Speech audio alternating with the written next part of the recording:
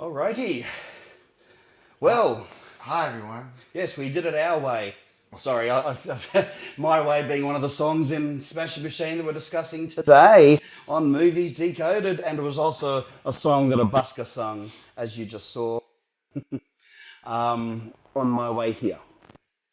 So good to see you. Good to not be doing this on Zoom. And I'm looking at two cameras.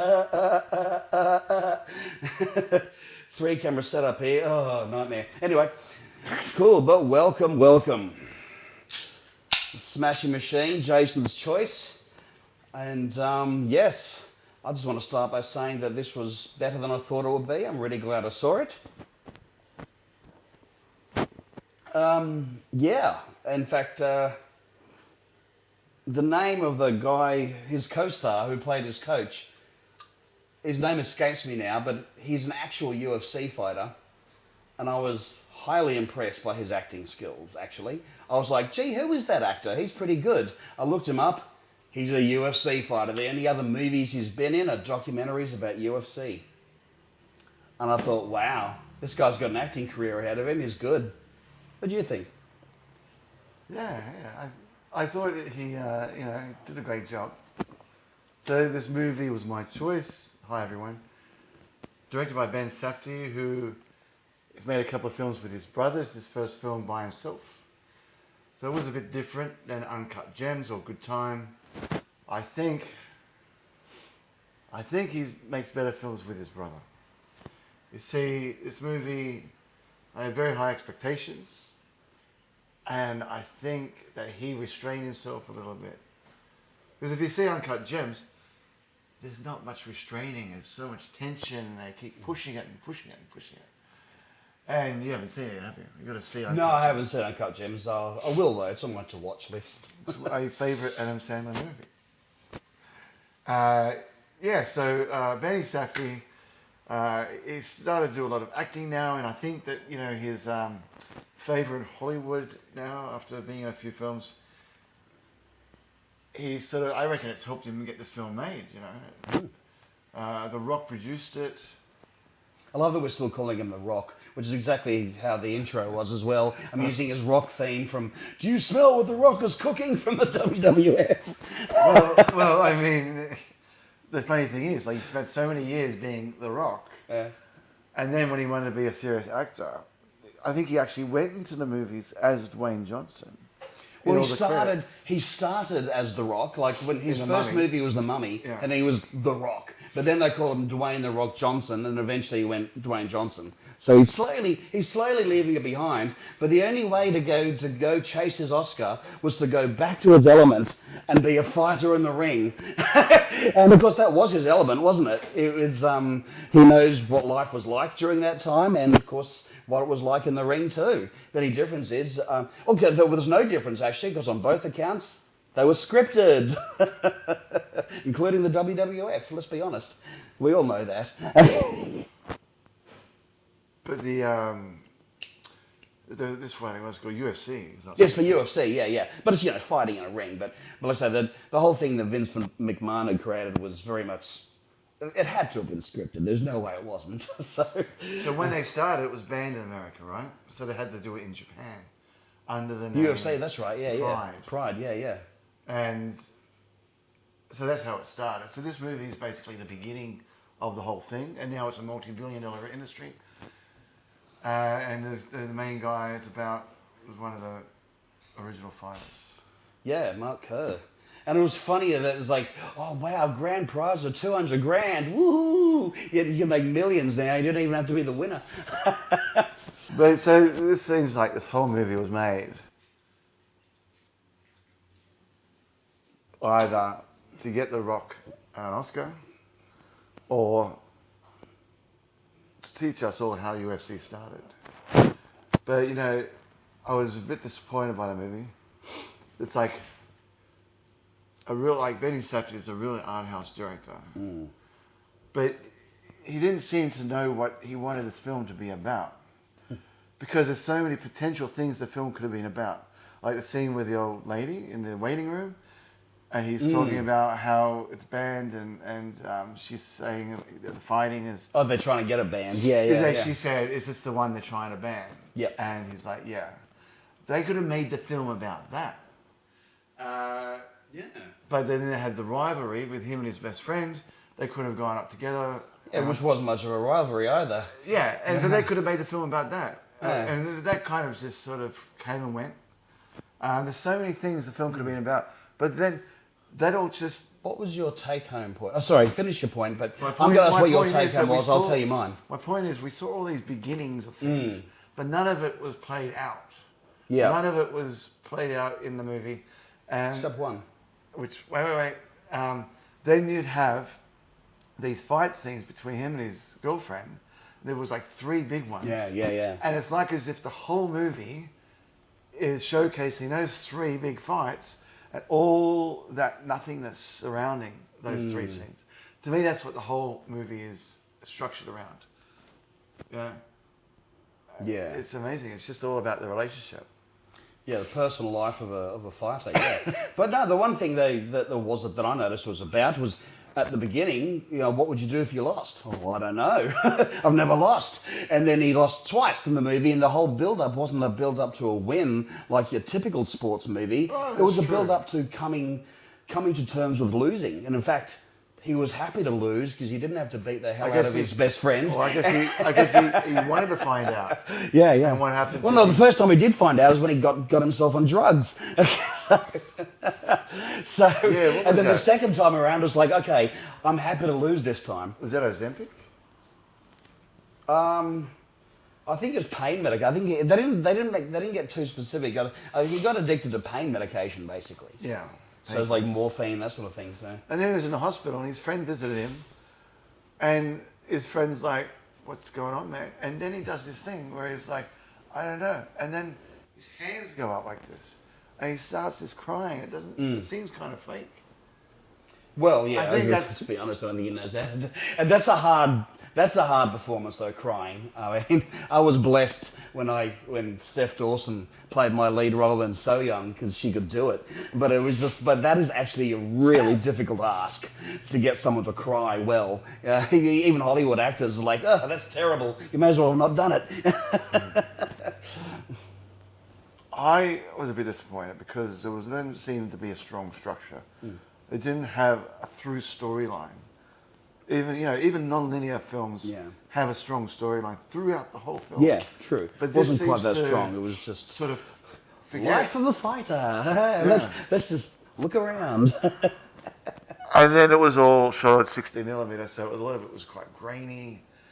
Some of it they used original cameras from back then, the TV cameras. Well, yeah. I mean, I think that gave it some authenticity, but it was weird that they jumped to 70mm for the last part. It was just like, why do that? Or IMAX, I mean, it's just like, what? That is so big. Such a huge difference. It was extremely fine grain as well compared to the 16mm. So It's like those movies where the last part's 3D, and it's just like, so it goes from really good watching it in home video to, what the hell? Why'd they shoot it like that? Oh, because that part was 3D. Oh. I think one of the big issues too, I've never heard any backlash about the way the woman was portrayed, because the lady is like, she's very, very self-centered. Yeah, did you find that? Yeah, she did come across I mean, yes and no. What I found watching those two when they were fighting is I understood both their points of view. She was definitely a bit more self-centered, but I'd argue so was he. No, she couldn't see anything outside of herself. Yeah. So the first time she goes to Japan, because he said, "Oh, I need you here, I'm lonely, blah, blah, blah." She turns up just before the fight, and he's trying to focus and get into character, and she's going, "I've come all this way, and why are you treating me like this?" And he's like, "I've got to focus." She doesn't seem to understand that right in this moment, he can't, be 100% there for her, because he's got to concentrate on the fact he's got to start fighting.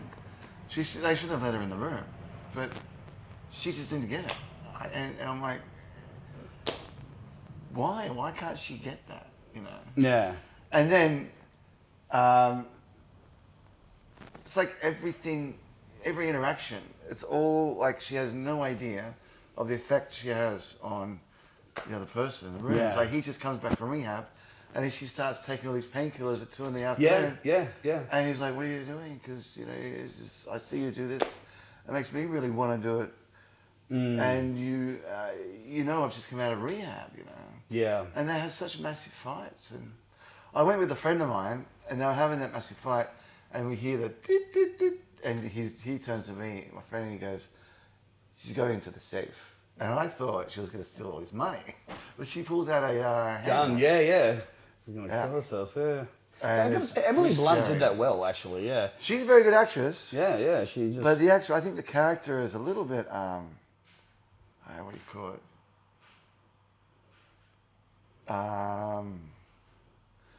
It just doesn't seem that real, that she's so self-centered. It's crazy. Yeah. Is the real person alive? I know Mark Kerr is. Yeah, they're both still alive. They married. Well, she doesn't seem to be arguing the point, so Yeah. they'd only married for 6 They years. both would have read the script before the film went into production too, because it's about real people. But Yeah, it says exactly. at the end that they were married For 6 years. for 6 years. Had 2 kids. 2 kids, and that they're still divorced. So, I mean, it The would have last. been a crazy marriage. Yeah. Oh, well, at least 2 people exist now who otherwise wouldn't have, so good on them. I like how it finished on the real Mark Kerr just shopping. It's like, yeah, it was...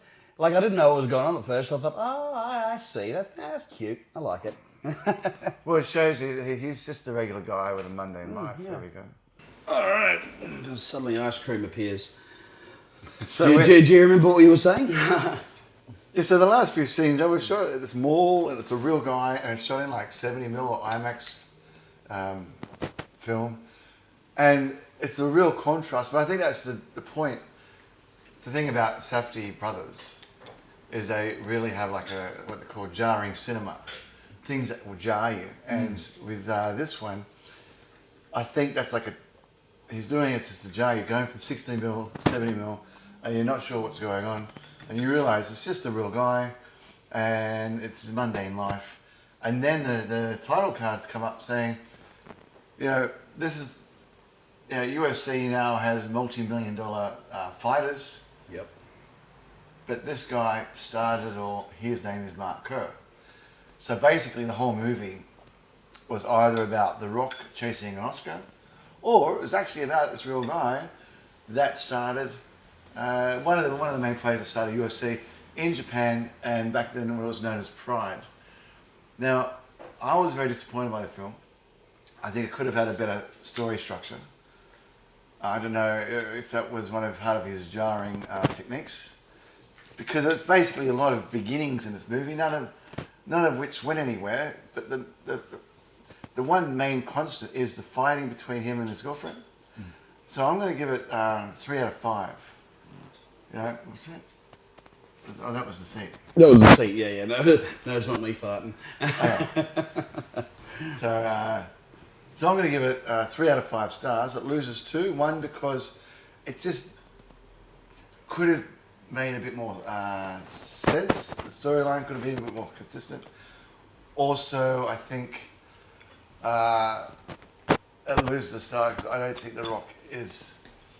I don't think he's as good as an actor as this role demanded him to be. Especially in the hospital scene where he tried to cry and it didn't seem that believable. Yeah. It's just, it just falls short, It's sad. I predict he'll get nominated and won't win. That's my prediction for the Oscars. Yeah, but let's be honest, no one cares about the Oscars anymore anyway, so... It's sad, though, because I used to love the Oscars back in the mid-90s. Yeah. What would you do? Well, for me, I have to admit, watching it made me miss Japan. Yeah, I wanted to go back to Tokyo. That's why I'm wearing my Godzilla shirt. I bought this in Tokyo. But it was cool, because I recognised a lot of the areas, in the movie where they were going. Obviously I didn't go to any UFC matches while there, but I recognised bits and pieces of Tokyo, and I just, all round I was like, oh, yeah, Japan, I'd love to go back. It was only 14 months ago that I was there, so But it was nice, you know, there, and because you know there were people I knew there. There was, yeah, and just all new, whole new city, a whole new way of life, and beautiful culture and everything. So, anyway, obviously not a lot of that was in the film, but but just seeing bits of Tokyo reminded me.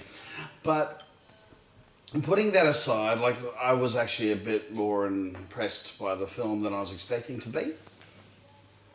Because generally, you know, it's like Dwayne Johnson, so okay, you know, I mean, I didn't even bother seeing his follow-up to Jumanji. It's like, you just, yeah.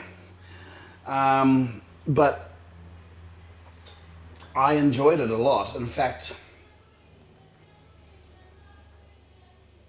I'm inclined to give it a 4 out of 5. Wow.